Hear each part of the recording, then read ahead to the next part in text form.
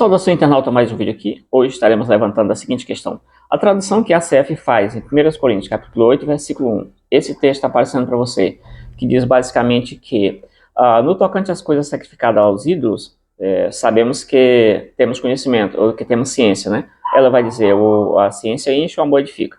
Então essa tradução é uma tradução que pode induzir alguém a algum tipo de erro, especificamente na tradução da palavra ciência.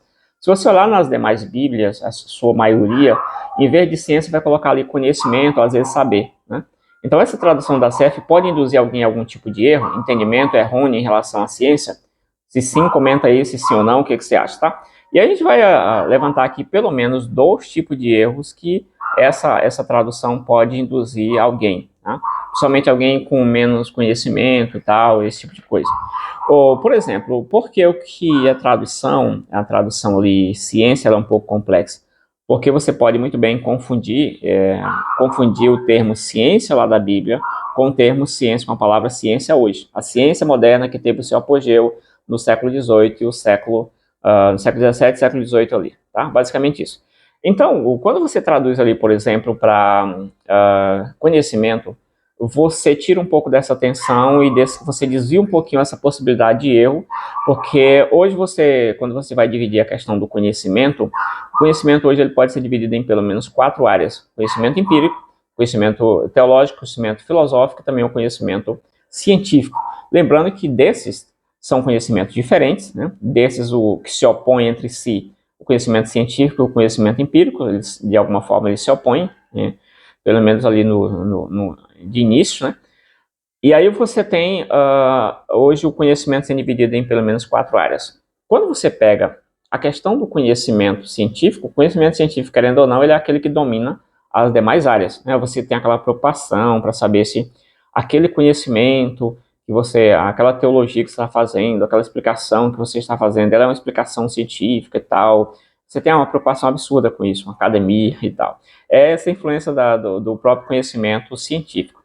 A própria estrutura científica que dominou aí depois do final da Idade Média para cá, né, começaram a se desenvolver isso que a gente chama mais propriamente de conhecimento de ciência moderna, né, apesar de ela ter suas origens um pouco antes.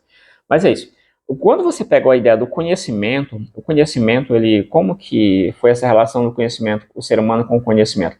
O ser humano, ele sempre tentou compreender as coisas, a princípio, por uma questão de sobrevivência. Então, eu tento compreender os fenômenos, né, ter conhecimento sobre eles, até mesmo para sobreviver. No início, por exemplo, a questão da chuva, os ventos, os trovões, os relâmpagos, o sol muito distante, a lua, enfim, trazendo luz à noite, o sol de dia.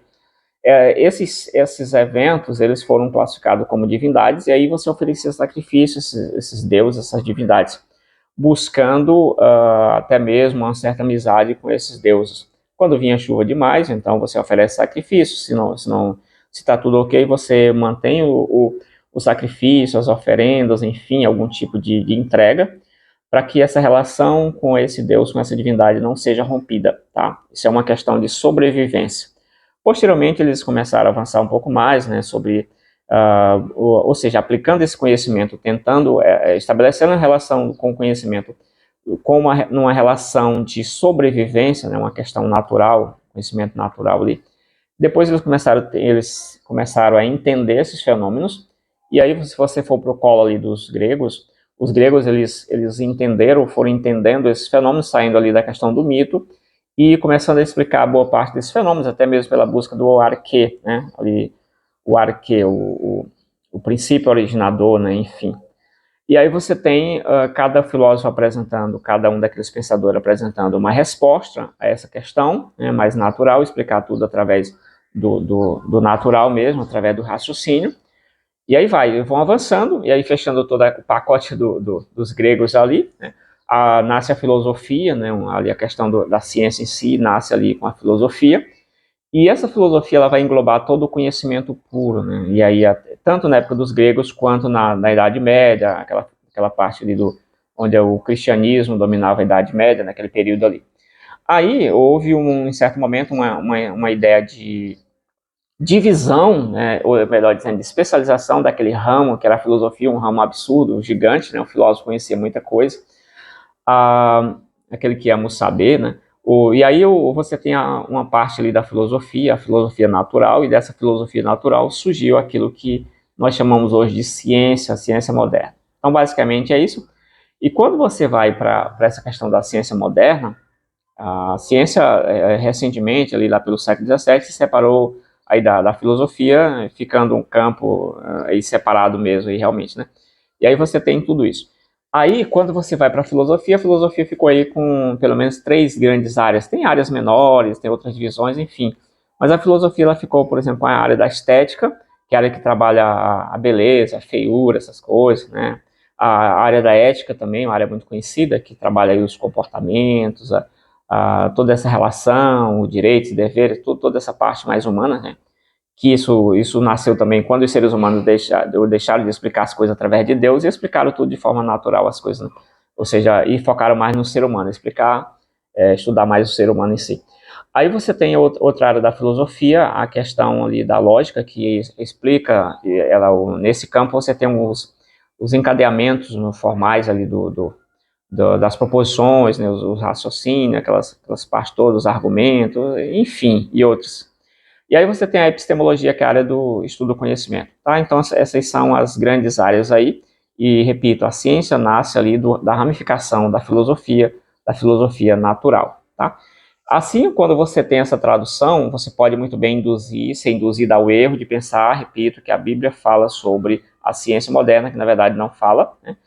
Repito, a Bíblia pode muito bem falar de temas que a ciência já citou e já descobriu agora e confirmou. Beleza, a Bíblia se antecipou, show de bola. Mas não acredito que a Bíblia fale sobre a ciência moderna como a conhecemos hoje. Lógico que eu estou citando a ciência moderna, não como a ciência que iniciou no século XVI, ali aquela fase do século XVI, né, explicar tudo, o todo, através das partes. Eu estou englobando ciência moderna, até mesmo ciência pós-moderna que nós temos hoje aqui. Então, basicamente, isso não acredito que a Bíblia tenha falado, se referido à ciência em si. Por isso, o sujeito pode ser induzido, esse primeiro erro, que é o erro de pensar que a Bíblia falou sobre ciência, e o outro erro é pensar ali o que está escrito, que a ciência vai te induzir a algum tipo de inchaço, né? A ciência enche no sentido de ensoberbece, mas você não consegue explicar que tipo de ciência, qual parte da ciência vai te fazer orgulhoso. Então, quando você traduz ali como conhecimento, você tira muito dessa tensão e você talvez explique melhor a questão ali para as pessoas, porque você já está vivendo num século que trata muito sobre ciência para todo lado, e você tem a tradução bíblica se falando de ciência, você vai ser induzido a pensar que é a mesma coisa, né? Então, basicamente isso, por isso que considerei que essa tradução da CF, ela pode te induzir a, pelo menos, a esses 2 erros aqui, tá? Pensar que a Bíblia fala sobre ciência e pensar que a ciência ela vai te causar algum tipo de mal em termos de orgulho, sem você especificar diretamente qual área da ciência, qual campo da ciência vai te causar isso aqui. Todos ou somente alguns, né? Então, basicamente isso. Eu sei que você está para citar aí Daniel, capítulo 12, né, a ciência se multiplicará, tal. Eu não acredito que nenhum desses termos se refira à ciência moderna, mas ela se refere talvez ao conhecimento do próprio livro, um conhecimento teológico. Essa é a minha visão sobre aquele texto. E, como checkmate, você poderia recorrer a 1 Coríntios capítulo 3, versículo 8, diz que havendo ciência na CF, né, havendo ciência, desaparecerá. Então, leia lá se alguma coisa desapareceu com o surgimento da ciência ou não, né? Então, seria um checkmate nesse sentido. Assim finalizamos o vídeo, né? Esse é um vídeo com certeza polêmico para algumas pessoas, mas deixe seu comentário aí o que você acha sobre isso, sobre essa tradução de ciência. Você acha que deveria atualizar um pouco melhor essa palavra para conhecimento, para saber? Deixa aí o que você acha, se você já foi induzido a esse erro, se você já ouviu pregação como eu já ouvi sobre isso, né, que a ciência é isso, a Bíblia fala sobre ciência, que a ciência incha, que a ciência mata e tal. Comenta aí se você já ouviu esse tipo de pregação, que eu já ouvi as dezenas delas, né? Então é isso, o objetivo do vídeo foi exatamente trazer essa reflexão sobre a própria ideia de ciência aplicada ao texto bíblico, né? E esta observação, com certeza alguém já comentou aqui, deixou nos comentários, né, essa observação invalida a tradução, invalida a Bíblia, e a Bíblia fala sobre isso. Deixe nos comentários se a Bíblia fala sobre ciência, e se essa tradução aí da CF vai exatamente induzir alguém a esses 2 erros que eu falei aqui. Você lembra quais são os erros, né?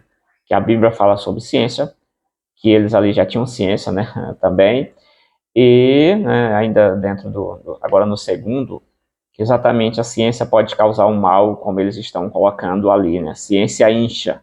Precisamos saber que tipo exatamente de conhecimento, de ciência é que o texto está falando ali, tá?